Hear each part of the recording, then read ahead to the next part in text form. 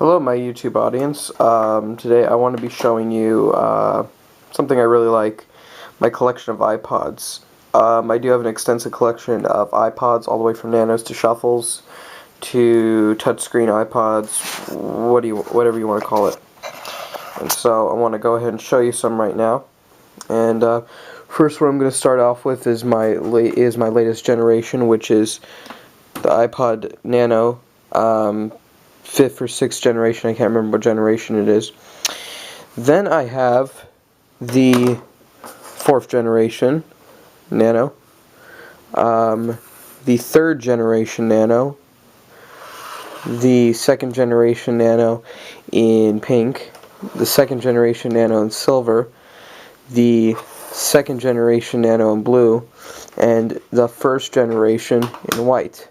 So as you can see right here, I have an extensive collection of iPod Nanos, going all the way from first to 3 seconds, which is blue, silver, and pink, to the black, third generation to the black, fourth generation to the sixth generation. Only one of these I'm missing is the fifth generation with the camera. Now, I want to do some stuff with my touchscreen iPod/iPhones. First off, I have my iPhone 4S, which I use as my daily phone. I did have an iPhone 4. I used that for a while, but I gave it to my dad because he needed a phone. And what I also have is I have not one, but two iPhone 3GSs. This one's in white, and this one is in black. The black one I like better, the black 3GS. Then I have an iPod Touch second generation. So that's my collection of touchscreen stuff. And yes, I do consider the 4S, even though I use that every day, as part of my collection.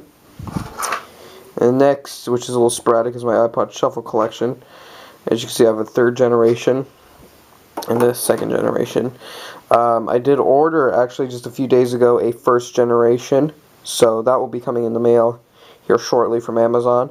First generation iPod Shuffle. And next, last but not least, is my favorite pieces of my collection.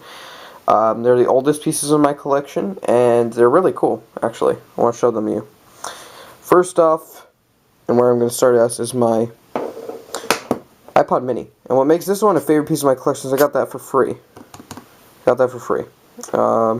Well, practically free. I paid $2 from some idiot at school when I was in high school, and I've had this forever. I've had this for a very long time. Next part is one I got really recently. This is my Motorola Roker E1. And the very interesting thing about this is, yes, it just looks like a normal cell phone, but this was actually announced by Apple and was called the iTunes phone, essentially. And what you could do is you could plug that in your computer, and it would pop up iTunes, and you could put songs on it. It only held 120 songs, but it was kind of like the predecessor to the iPhone, which I always thought was really cool. Last but not least, this is my favorite piece. My first generation iPod Classic. The very first iPod ever made. I got this for $25 from a teacher I used to have. And he gave this to me. I added kind of a stainless steel finish to the back, as you can see, because it was really scratched up. Still works. I do want to replace the battery in it because the battery is a little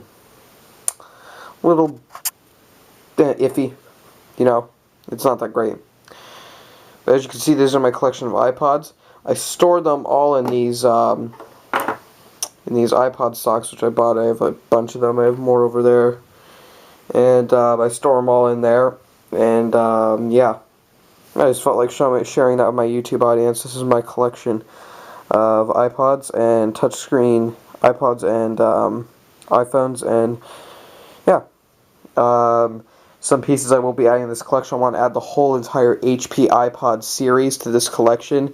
They made an HP iPod Classic, an HP iPod Shuffle, and an HP iPod Mini. All three, which I'm very interested in getting in.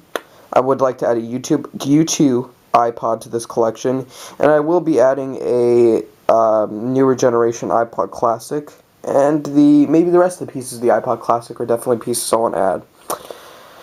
Well, anyway, guys, I'm going to go, and I'm going to put this up.